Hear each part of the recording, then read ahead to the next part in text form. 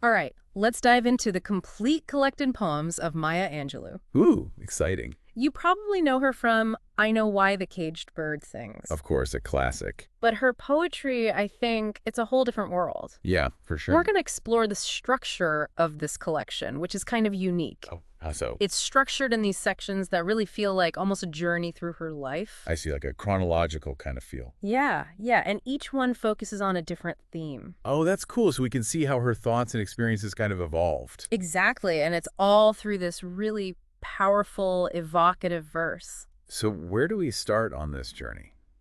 Well, naturally, we start with part one. Okay. It's called Where Love is a Scream of Anguish. Oh, just that title. I know. You can almost feel the raw emotion. Right. What's your initial take on this section? I think what's really striking is how she uses imagery and metaphors to get across these complex feelings about love and loss. Like, for example, the gamut. She doesn't just say heartbreak is painful. Right. She compares a lover leaving to like this shroud of black weaving around the heart. Yeah, it's so visceral. You almost feel that suffocating grief yourself. And it's not just the imagery, it's the way those lines are structured too. Right. Like in Tears. Okay. She calls tears crystal rags, these like viscous tatters of a worn-through soul. It's like those short lines, the sound she uses. Yeah. Really echoes like the way grief can just hit you in the sharp pangs. Absolutely. And then you have to our husband. Okay. This one, it explores love differently. It's not just pain, but also the strength and tenderness inside a relationship. Yeah. She describes her husband as Africa to me at brightest dawn. You get this feeling of warmth, vibrancy, and this deep connection. It's interesting, this use of geographic metaphors, right? Because she does something similar on Diverse Deviations, Oh, right. where she talks about love carrying you off to a shore, but love is the scream of anguish there. So is she saying love is like inherently dangerous, this force that can transport you, but to a scary place? That's a really interesting interpretation. I think it's less about danger and more about love's power to push us to our limits. Emotionally, Yeah. it can bring incredible joy, but also profound pain, and she's not afraid to explore that full spectrum. Yeah, that's what's so captivating, right? She doesn't shy away from those hard emotions. Right, exactly. But she confronts them head on, like she's giving us permission to feel deeply, too. I think that's a big part of what makes her work resonate with so many people. She makes us feel seen in our own struggles. Exactly, and reminds us we're not alone in those struggles. Like a shared human experience. So we've seen this very personal heartbreak, but then we move to part two, and it's titled Just Before the World Ends. Wow, okay, so the title alone suggests a big shift in tone. Right. Like there's this urgency, almost like a sense of impending doom. Definitely. So her focus is expanding outward now, addressing bigger societal issues. Like racism and addiction are really prominent themes in this section. It's clearly a reflection of the turbulent times she lived through, right? Absolutely. There's this feeling that the world is teetering on the edge. I'm curious about the impact of this shift on her language. Does she keep that same lyrical style from part one? You know, it's interesting. While her distinct voice is always there, the language in these poems does get grittier, Okay. more direct. It's almost like she's stripping away any poetic embellishment to just deliver these raw truths. Take Letter to an Aspiring Junkie, for example. Okay. There's no sugarcoating the realities of addiction. She's issuing a warning. Right. It's not just telling a story. That's a slap in the face trying to wake people up to the devastation. Yeah, it feels very purposeful. Like she's using her platform to shed light on these often ignored issues. Absolutely. Amplifying the voices of those who are marginalized, often unheard. And it's not just raising awareness, right? It's about challenging people to do something. Exactly. Like in Miss Scarlet, Mr. Rhett, and other Latter-day Saints. Oh, yeah. She uses satire to expose the hypocrisy and these romanticized narratives that just allow injustice to continue. It's a good reminder that poetry can be this really powerful tool for social commentary. Absolutely. For pushing back against the status quo and starting important conversations. Angelou really masterfully navigates those two realms, the personal and the societal. Yeah, and as we move on to part three, we see her shift focus again, this time turning inward towards self-discovery and resilience. This next part's called, Oh, Pray My Wings Are Gonna Fit Me Well. Interesting title.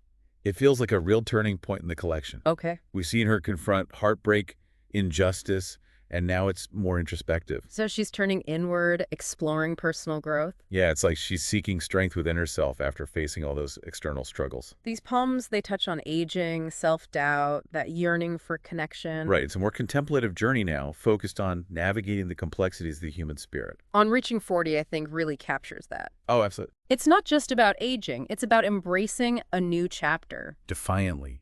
She describes 40 as stomping no knocking into the script, disrupting those expectations of what it means to be a woman of a certain age. I love that image, like she's kicking down the door, demanding to be seen and heard on her own terms. Exactly. And this theme of claiming your voice, expressing your truth, it runs throughout this section. You see it in the telephone and communication eye and eye. Yeah, those poems really dig into the challenges of authentic communication. The nuances of it, the misinterpretations, the hurt feelings. Telephone in particular, with that metaphor, the phone as this strict and spinstered aunt. Such a unique way to think about technology. It really captures that duality, right? How the phone can connect us, but also create distance.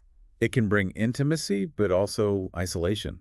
Like those well-meaning aunts who sometimes meddle a bit too much. Exactly. It's like she's saying technology is a double-edged sword. Absolutely. Yeah. And then communication eye and eye, they go even deeper into those miscommunications. How even with good intentions, our words can be misinterpreted. It happens all the time, right? You say one thing, someone hears something completely different. Oh, yeah, so relatable. It highlights the need for active listening, trying to understand not just the words, but the emotions behind them. Like communication's a two-way street, takes effort from both sides? Absolutely. And maybe that's why, oh, Pray My Wings Are Gonna Fit Me Well is such a fitting title for this section. Oh, sorry. It's not just about finding your own voice, but also learning how to use it effectively to connect with others. That's beautiful. I like that interpretation. It's acknowledging that self-discovery isn't just internal. It's also about navigating relationships. And as we move into part 4, we see how that journey evolves, leading to an even stronger sense of resilience and empowerment. Part 4, titled, And Still I Rise, probably the section most people are familiar with. Yeah, with that iconic poem. These poems are like anthems of strength. They resonate because they speak to that universal desire to overcome adversity. Phenomenal woman. Such a powerful example of that confidence and self-love. It's a celebration of female strength and beauty, a declaration that you don't need external validation to feel worthy. The way she repeats those phrases like, I'm a woman, phenomenal woman, that's me. It just drives that message home. It's so powerful. It's like she's hammering it into our souls. Exactly. That repetition creates this unshakable belief in her own worth. And what's so revolutionary is she's not defining her worth based on those conventional standards. She's celebrating her own unique qualities, her inner strength. And then there's still I Rise. Oh, pure magic. It's a rallying cry for anyone who's ever felt marginalized, oppressed. The imagery is breathtaking. Rising from the dirt and ashes, laughing like a child, dancing like she's got diamonds at the meeting of her thighs. It's about refusing to be broken by hardship, finding joy even in the darkest times. And it's not just personal resilience, right? It's collective. Exactly. It speaks to that struggle against oppression, that fight for equality. It reminds us that our struggles are interconnected, that when one of us rises, we all rise. Okay, from those anthems of resilience, we move to part 5, titled, Shaker, Why Don't You Sing? Ooh, that title. It's a direct challenge, isn't it? It is, like she's calling us out. Asking us to examine our own lives. Are we truly living authentically? Using our voices to make a difference. It's a powerful call to action, especially after a section all about finding your strength. Right, like, okay, now that you found it, what are you going to do with it? This section delves into faith, family, social justice. It's going deeper into those universal human experiences that connect us all. Caged bird, such a poignant metaphor for that yearning for freedom. And the struggle against oppression. It speaks to that desire for liberation, whether it's physical, emotional, or spiritual. The caged bird, representing anyone who's ever felt trapped, confined, silenced. But even though it's caged, it still sings its song of freedom. That contrast with the free bird really highlights that desire to break free, to soar. It reminds us that even facing oppression, the human spirit can resist, persevere, and dream of something better. And human family. Oh, so beautiful and so relevant today. It's a reminder of our shared humanity, urging us to see beyond our differences. That repetition, We are more alike, my friends, than we are unalike. It's so simple yet so powerful, a call for empathy and understanding, a message we all need to hear, especially in a world that feels so divided. Absolutely. Angelou reminds us we're part of the same human family, and our differences, they make us unique. They don't separate us. Okay, time for a little reality check with Man Bigot. This one pulls no punches. It calls out bigotry and prejudice head on, It's a sharp critique of hatred and intolerance. and she links the male bigot with Mrs. Bigot. Right, highlighting how bigotry can be passed down across generations and genders. It's a reminder that we all have to challenge bigotry to work towards a more just world. And then we have old folks laugh. Such a joyous celebration of aging. The wisdom and freedom that come with time. I love the imagery. Bellies jiggling like slow tambourines, saliva glistening. It's so full of life. And that idea that when old folks laugh, they free the world. So powerful. The liberation that comes with age. It reminds us to cherish those who came before us, to learn from their experiences. And to celebrate the joy and wisdom they bring to our lives. Then there's Is Love, where Angelou asks this age-old question: why do we endure suffering?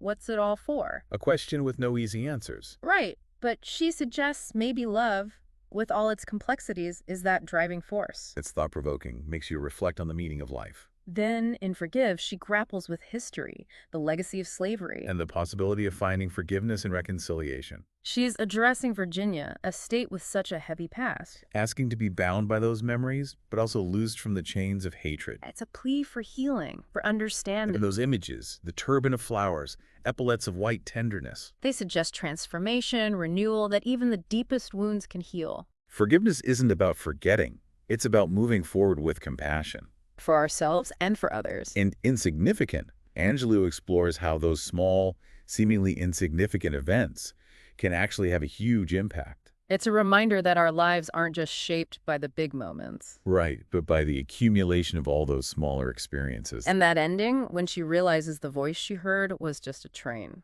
Heartbreaking, but relatable. We all search for meaning, connection, sometimes in the most unexpected places. Love Letter, such a sensual and evocative poem. Captures that intensity of romantic love, the longing for connection. You can feel the heat of her passion, the tenderness, the depth of her longing. A reminder that even when the one we love is absent, their presence can still sustain us. And then equality, a powerful demand for full recognition of Black people. Challenging those who would deny their humanity. That repetition, equality and I will be free, such a powerful mantra. True freedom only comes when we all have equal rights, regardless of race, gender, or background. Coleridge Jackson. This one tells the story of a man facing humiliation from his white boss. And then taking out his frustration on his own family.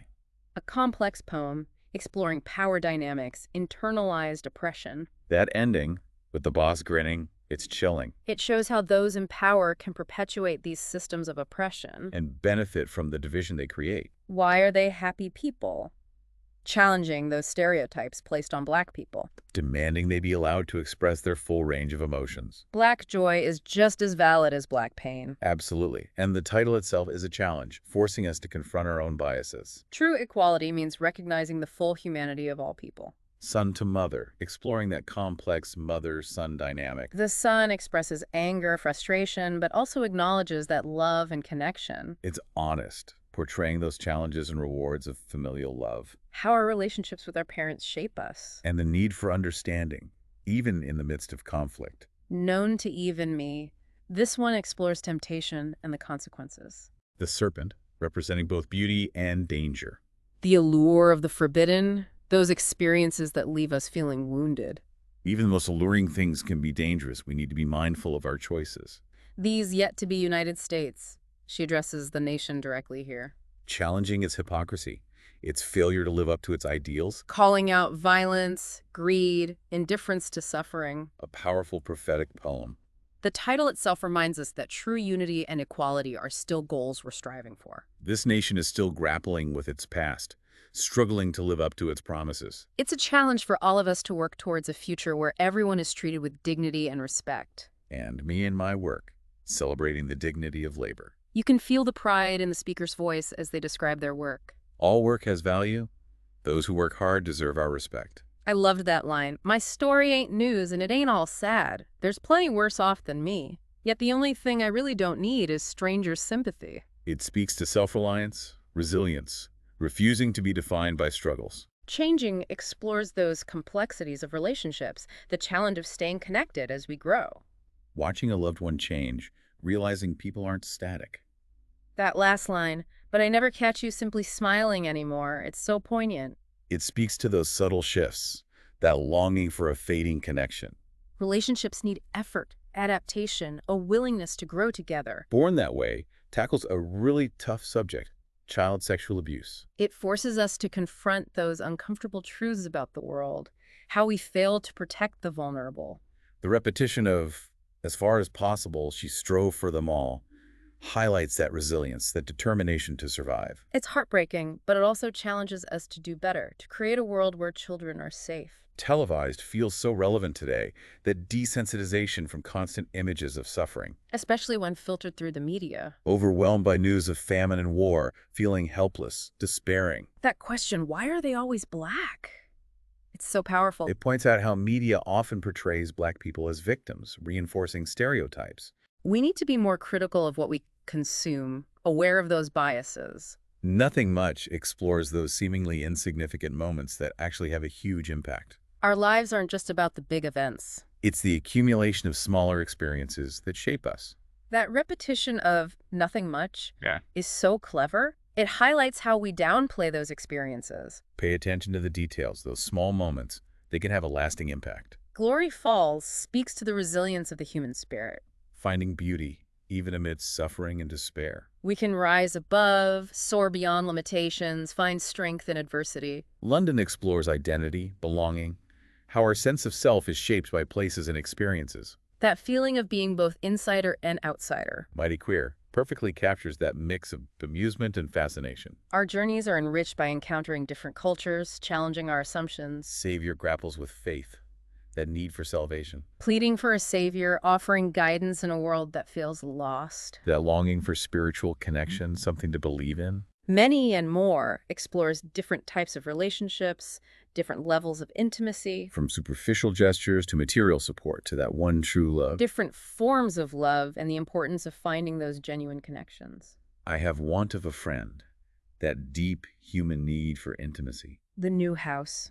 How memories linger in the spaces we inhabit. Moving into a new home, reflecting on those unseen histories. Our surroundings hold traces of the past, those stories and emotions. That ending question, when I leave, what will be left of me?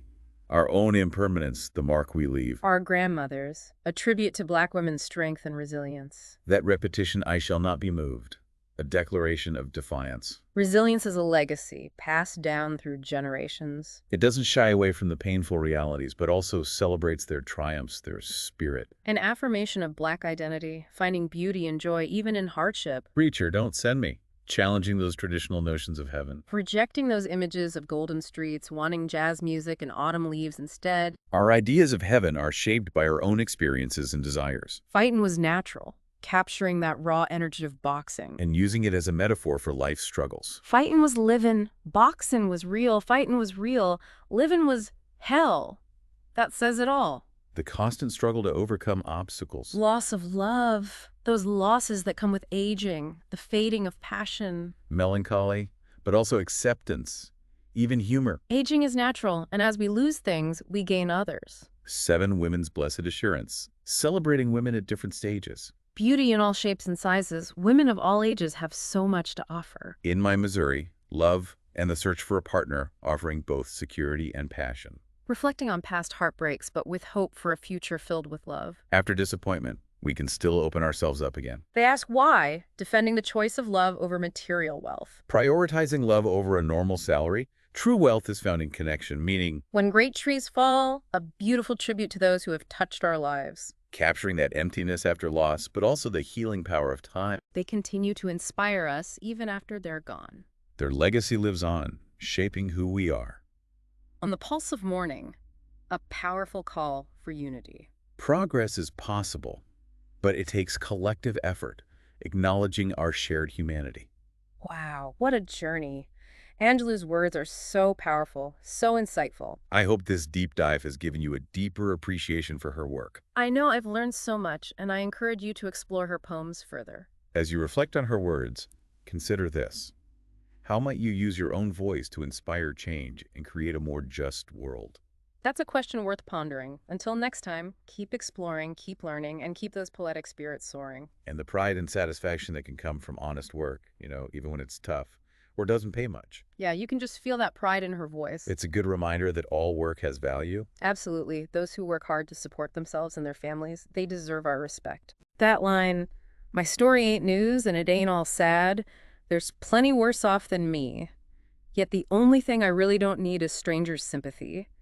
That really hit me. It's powerful, right? Yeah, that self-reliance, that refusal to be defined by struggles. And then in changing, she shifts gears a bit, Okay. exploring relationships, how they evolve, and how hard it can be to stay connected as we change. It's like watching someone you love become someone different. Yeah, and realizing people aren't static, they grow, and sometimes those changes can be hard to understand. That ending, but I never catch you simply smiling anymore. So much is said in that one line. It really is the longing for a connection that's slipping away. Relationships need work, right? That willingness to adapt, to grow together. Absolutely. Born that way is a difficult one. Yeah, it really is. Child sexual abuse, such a tough subject. It forces us to confront some ugly truths about the world.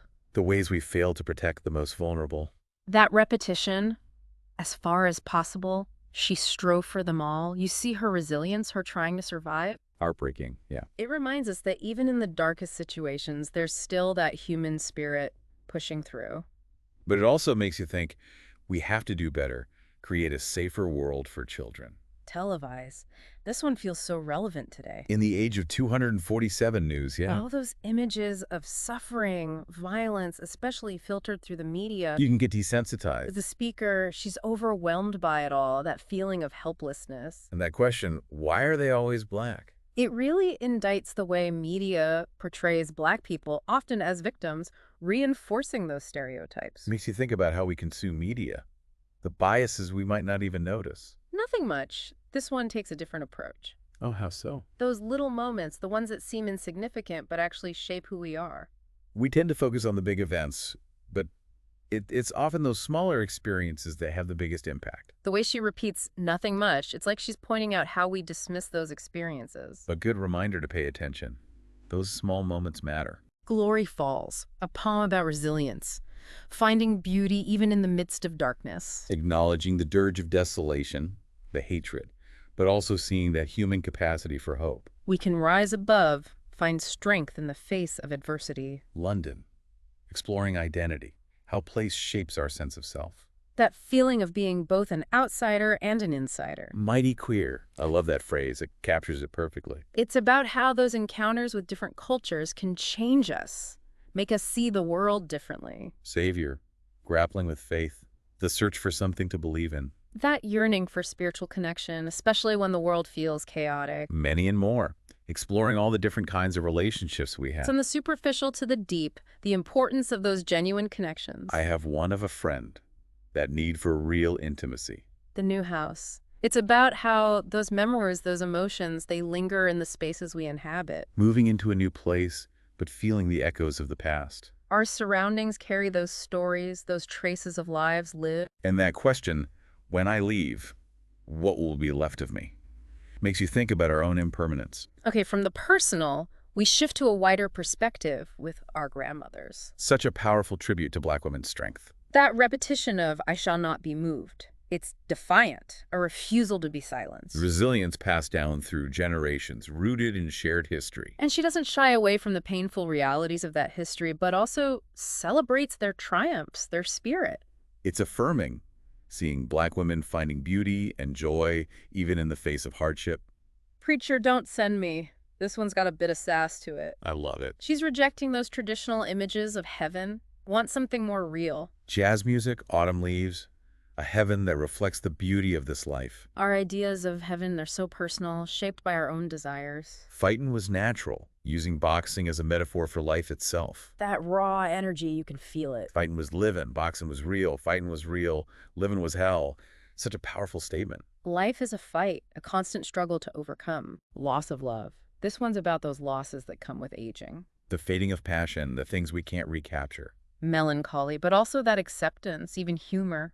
Aging is a part of life. We lose some things, we gain others. 7 Women's Blessed Assurance, celebrating women at different points in their lives. Beauty comes in all forms. Women of all ages have something to offer. In My Missouri, Searching for Love, that balance of security and passion. Reflecting on the past, but still hopeful for the future. Even after heartbreak, we can still open ourselves up to love. They ask why. Defending the choice to prioritize love over material wealth. Minimal wage can't sustain anyone. True wealth is in connection, in meaning. When Great Trees Fall, a beautiful poem about loss, the impact those we love have on us. That feeling of emptiness, but also the way they continue to inspire us. Their legacy lives on, shaping who we are. On the Pulse of Morning, her inauguration poem, a call for unity, a reminder that progress is possible. But it takes effort, a recognition of our shared humanity. It's on all of us to work towards a better future. What a journey through Angelou's poetry. Her words are so powerful, so insightful. She speaks to the human experience in a way that's timeless and universal. I've learned so much, and I hope you have too. I encourage you to keep exploring her work. And as you do, think about this. How can you use your own voice to inspire change, to make the world a more just and equitable place? That's something for all of us to think about. Thanks for joining us on this deep dive into the world of Maya Angelou. Until next time, keep reading, keep reflecting, and keep those poetic spirits soaring.